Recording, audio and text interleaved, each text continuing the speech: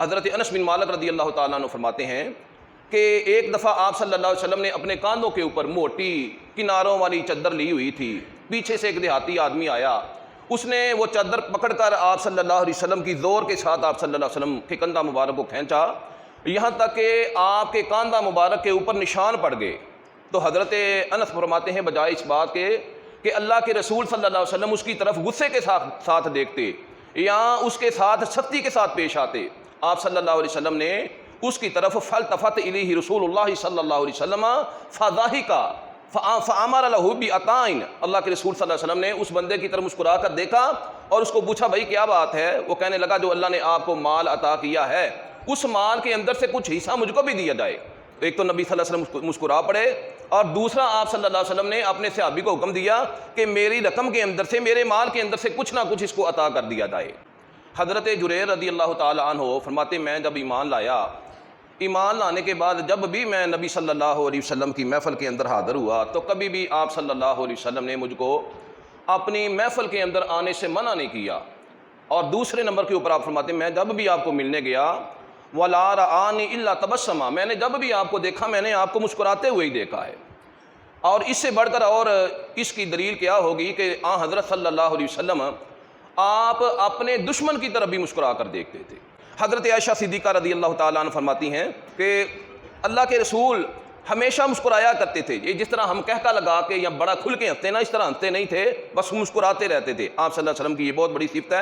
مومنوں کو بھی اس بات کا حکم دیا گیا کہ اگر دوسرے بھائیوں کے دلوں کے اندر آپ اپنی محبت اور اپنا مقام پیدا کرنا چاہتے ہیں تو آپ بھائی کی طرف مسکرا کر دیکھا کریں. دوسرا طریقہ یہ بیان کیا گیا ہے کہ آپ السلام علیکم کہنے کے اندر پہل کریں. جو بندہ السلام علیکم پہلے کہتا ہے, پہل کرتا ہے, اللہ تعالیٰ اس بندے کی عزت دوسرے بندے کے دل کے اندر پیدا کر دیتا ہے. اللہ کے نبی صلی اللہ علیہ وسلم نے ہم کو حکم دیا ہے کہ السلام علیکم کہنا, جو بندہ خالی السلام علیکم کہتا ہے اس کو اجر ملتا ہے, جو اس کے بعد السلام علیکم ورحمۃ اللہ وبرکاتہ کہتا ہے اس کو اس سے بھی بڑھ کر اجر ملتا ہے. اور حضرت عطا رحمہ اللہ علیہ فرماتے ہیں کہ السلام علیکم کہنے سے آپس میں محبت بڑھتی ہے, کینہ ختم ہو جاتا ہے, نفرت ختم ہو جاتی ہے. آپ اپنی زندگی میں تجربہ کر کے دیکھ لیں, اپنے کسی ایسے بھائی کے ساتھ, دوست کے ساتھ جو آپ سے دور دور رہتا ہے, نالاں رہتا ہے, آپ سے پیچھے رہتا ہے, جب آپ بار بار اس کو السلام علیکم کہنے میں آپ پہل کریں گے اللہ اس کے دل کے اندر آپ کی محبت پیدا کر دے گا, بالآخر وہ آپ کا گرویدہ بن جائے گا. تیسرا طریقہ یہ ہے,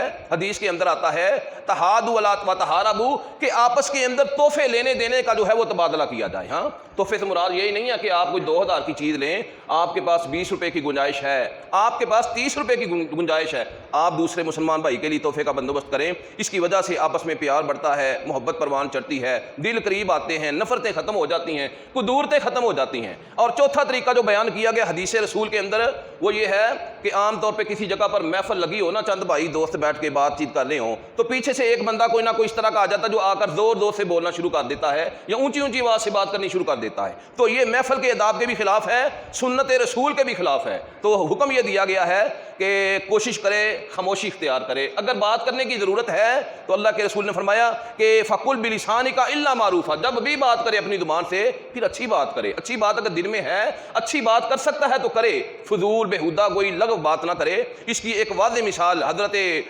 عائشہ ام المؤمنین رضی اللہ تعالی عنہ کے بارے میں حدیث میں آتی ہے.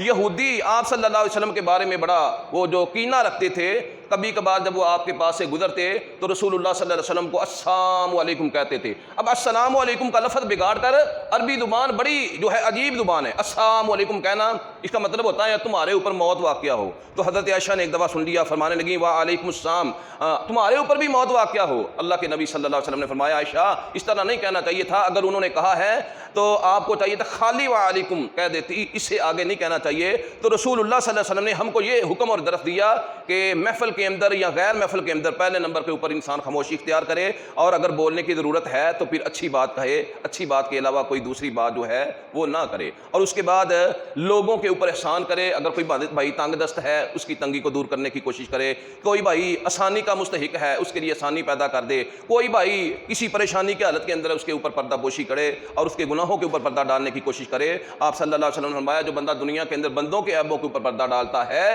قیامت کے دن اللہ کی ذات اس کے عیبوں کے اوپر پردہ ڈال دے گی. اور جو بندہ بندوں کی مدد کے اندر لگا رہتا ہے, اللہ تعالیٰ کی ذات اس کی مدد کے اندر لگے رہتے ہیں.